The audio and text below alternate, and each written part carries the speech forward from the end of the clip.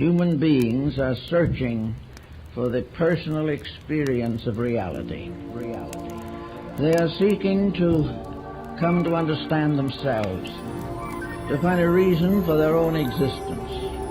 And so you go round and round and round, ever chasing the illusion that there is something outside yourself, outside your here and now, to be attained that will make things better.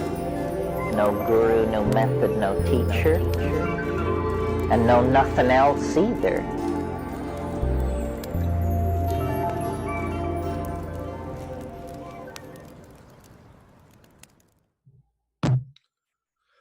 Welcome, fellow Phoenixes.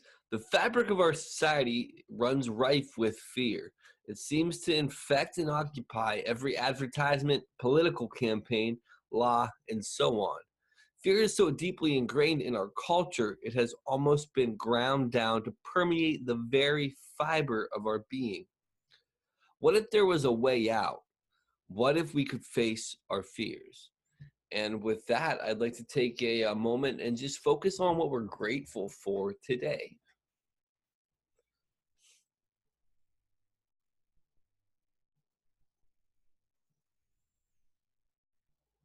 All right, so today I'm grateful that through this whole recovery process and everything that I've been through in the close to 20 months now, I've been able to face a lot of my fears. And don't get me wrong, there's still some that I have to face on a daily basis.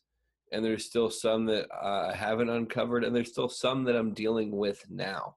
But one of the things is, as I work more towards faith in my abilities, faith in the universe or my higher power or whatever anybody else needs to interpret it as, some of those fears ease up. And one of the things for me in lots of ways is moving forward with recovery and moving forward with my life, with my business, with a lot of choices that I've been making in my personal life lately has really exposed where a lot of fear has infiltrated my life, and not even recognizing that some of the fear that we face, I know this isn't unique to me, but some of the fear that we face overall, we don't even recognize it as fear because we're so accustomed to it, I guess. And it really is one of those things where in order to overcome a lot of our fears, we have to do a lot of personal reflection and like digging deep within ourselves. So for me, there's a lot of fears that are coming up relative to work, relative to moving forward, speaking my mind, a lot of these kind of things. And then having to really look at how a lot of these fears were instilled in my life via childhood. And I'm sure that most people's fears and a lot of stuff that a lot of us have to deal with on a daily basis that's holding us back is instilled by our early life. And let me get this out there too. I'm not blaming my family for how they were. Like looking at my lineage, my family has been deeply affected by the disease of addiction. Even if people in my family weren't using addicts, it's been affected by the disease for a very long time. Both my mother's father and my mother's mother, and my grandparents on my mother's side, both of them had alcoholic family members, which for me, alcohol is a drug, so it still falls into addict. It's just an alcohol addict, obviously.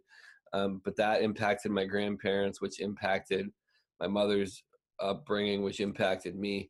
My dad had an alcoholic father, and my grandma was, although she didn't use substances that much, she was a heavy cigarette smoker. So that addictive mentality still instilled a lot of fear.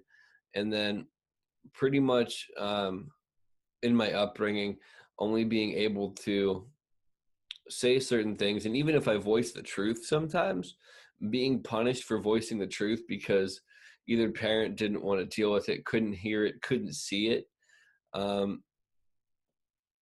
And just seeing how much that's impacted my life, whether it be romantic relationships, working relationships, all of this kind of stuff. And then like looking at certain choices I want to make moving forward and seeing how much some of my family's own neurotic belief structure about situations has impacted me into these self-limiting beliefs.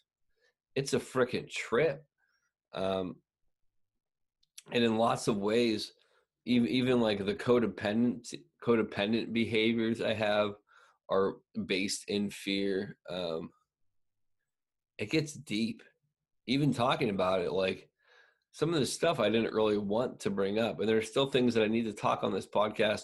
Maybe not so much about me specifically, but about different beliefs that I have that I eventually need to face. But there's a lot of liberation in facing those fears and moving forward and working towards being in a healthier space. Um, I've said before, I don't know if I've said it on this podcast, but like when I was partying, I was never afraid to die, really. There was a point where I thought I was dying and I just laid down and waited for it. The thing that I've always been afraid of when I was using was actually living. And it's something that I'm still getting more comfortable with.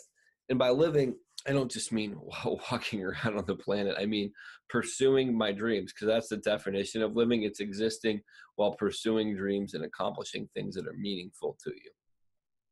And I had this really difficult space recently because it was like I was being disrespected at work because they weren't understanding my scheduling needs.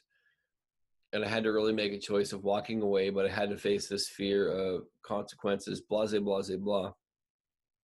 But also having to face the fears of really dedicating to promoting my book, to expanding my reach with my tarot readings, to like really delving into what I want to do, but also having failed every time at what I want to do. And not so much because I'm a failure, but because I was getting high and I wouldn't do the necessary work to accomplish what I wanted. So it's like being in this space now where even with the tarot reading thing, I tried to transition to reading tarot and stuff like that as my main source of income last year. But now in this year, honestly, looking at it fearlessly and admitting I didn't do enough work to get to where I could market it. And it's not saying that I was wrong or that the work I did was incorrect. I did a half effort. I did a half measure. I didn't do the rest of the footwork that I needed to do. And largely it was because of fear of asking people for what I'm worth, fear of my own ability not being good enough. And I mainly talk about me in this because I don't want to project other stuff onto people, but I'm sure people can still identify with this concept of fear running our lives. Lots of addiction is based in fear, codependency is based in fear. Pretty much any negative behavior, war is based in fear, greed's based in fear. Pretty much any kind of destructive behavior, if you get down to the root of it, is fear. There's two options, fear or love. And a lot of us even fall into this trap of thinking that we're in this loving space, but it's still ruled by fear, because if people don't do what we want them to do, we pull back that love. And conditional love is not love. Love is unconditional. Offering conditional love is actually fear-based, and it's technically a form of abuse if you really get down to it. Let me add this caveat. In my opinion, it's a form of abuse. That being said, I've offered lots of conditional love to people in my life, and it's one of those things where I'm doing my best to transition into it. Part of dealing with borderline personality disorder is not seeing things so polarized, where if people don't act how I feel that they should, this is also relative to addiction as well, but not polarizing them and just seeing that they have a different opinion. And I think that sounds easy to some people, and I'm sure that it is easy for some people. Good for you.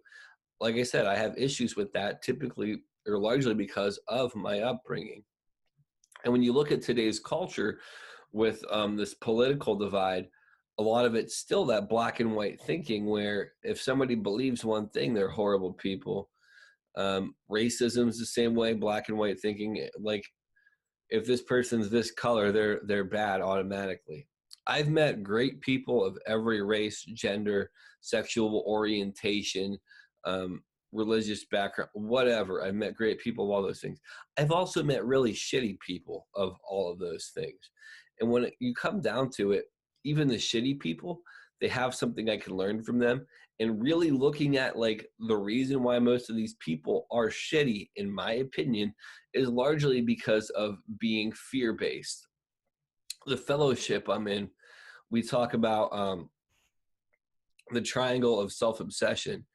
And I think that a lot of the people that cause harm in the world are trapped in that triangle of self-obsession. And it's anger, fear, and resentment. So resentment is kind of like how we deal with our past. We're resentful for it. And a lot of people have that, which is why a lot of people act certain ways. Racism's largely based in resentment.